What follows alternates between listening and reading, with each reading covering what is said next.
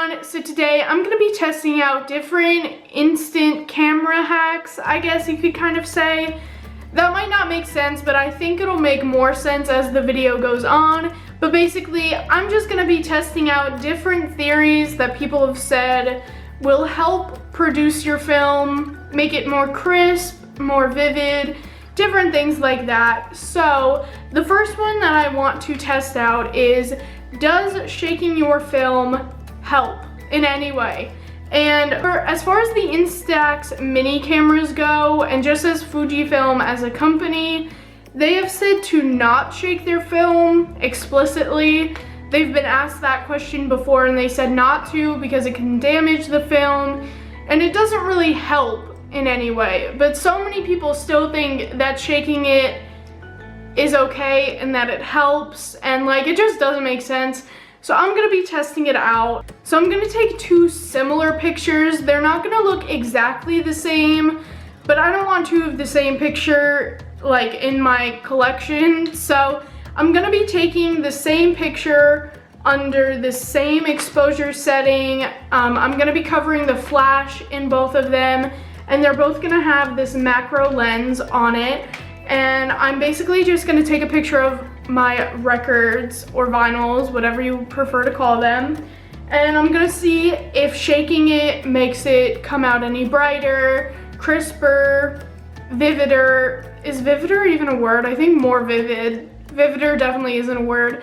But anyway, that's what I'm gonna be testing. And I also just kind of came up with a few other things that I thought would be fun to try out. So let's just get started.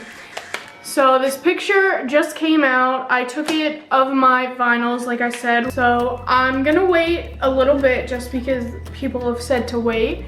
And then I'm gonna start shaking it. And I actually am like kind of nervous, but I'm not gonna shake it too much. Maybe I'll test out in another video.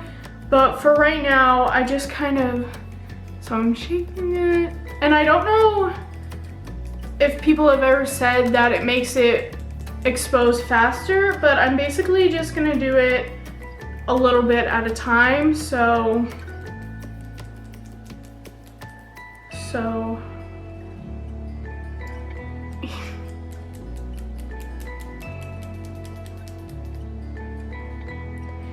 and I also just want to say that there probably are different techniques. Like maybe some people only shake it a little bit, but I just want to see if it'll affect it much at all. So this is what it looks like right now, and just because I don't want to sit here while it's producing, so I'm gonna put a time lapse on my phone and then set it up like that.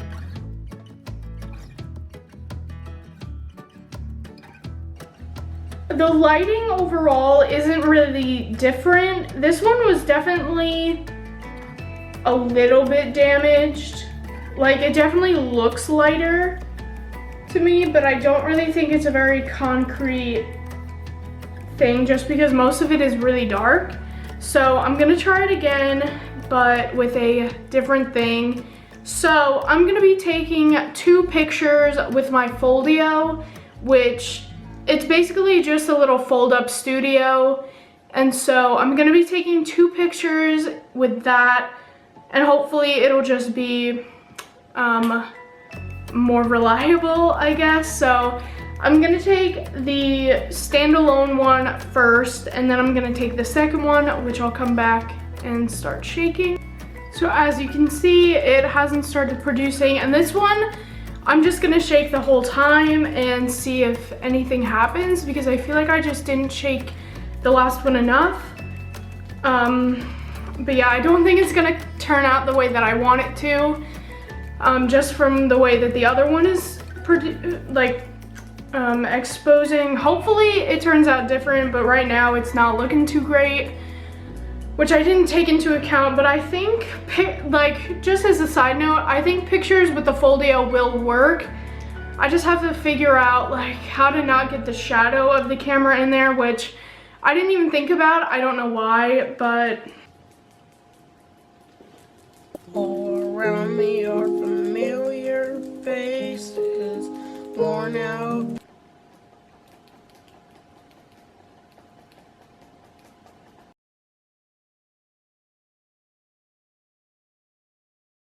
So that last one didn't really work out the way that I thought it would.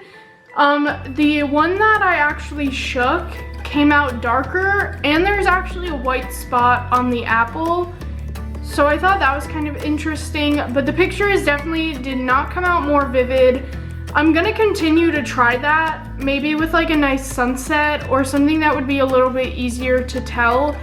So those were both kind of fails. I'm just gonna print off a picture with my Keypix photo printer, which I actually have a whole video of it on my channel. So yeah, I'm going to actually be printing off this picture of Billie Eilish. I didn't have a picture that I had that I wanted with any sort of colored tint to it. But basically, I'm gonna be taking this red filter that goes on your Instax mini lens, and I'm gonna use my iPhone flash and see if it'll make the picture come out red, if this is red. I don't know, I thought that would be kind of interesting just because I've never seen anything like it. Just because I wanna see, like, if you were in a colored room, for example, would it affect how a piece of film is developed? That's basically what I want to be testing. I am just holding the red over. So I thought maybe if there was like a colored light that it might affect it, but I guess it just develops by light in general. So I'm just kind of sitting here, and I wish you guys could see how it was working, but I can't really fix the camera angle now. It's not fully developed, but this is what it looks like. There's stripes on it. I didn't center it, so it was kind of a fail, kind of not a fail. There might be a slight red tint to it, but I genuinely can't really tell just because, like, it is a picture from my phone. So I don't really know if maybe I just didn't have the brightness up a lot to make it seem really yellow. But so I guess that's gonna be the end of this video as far as me talking goes. I might insert some more pictures here of different comparisons that I might have. But overall, this video was pretty inconclusive. But I do have to say, the one thing that I know for sure is that shaking your pictures does not make it come out any brighter, more vivid, have more contrast, more color, anything that you want to say. Absolutely not. Like, I don't know why people would think that, but you know, if you still want to shake your film, then you do you. I don't really care what you do with your film, but I just have the right to say that I know for a fact that shaking your film doesn't help it. It can damage your film. I've seen plenty of other videos of people shaking their instant film and the film actually being slightly damaged.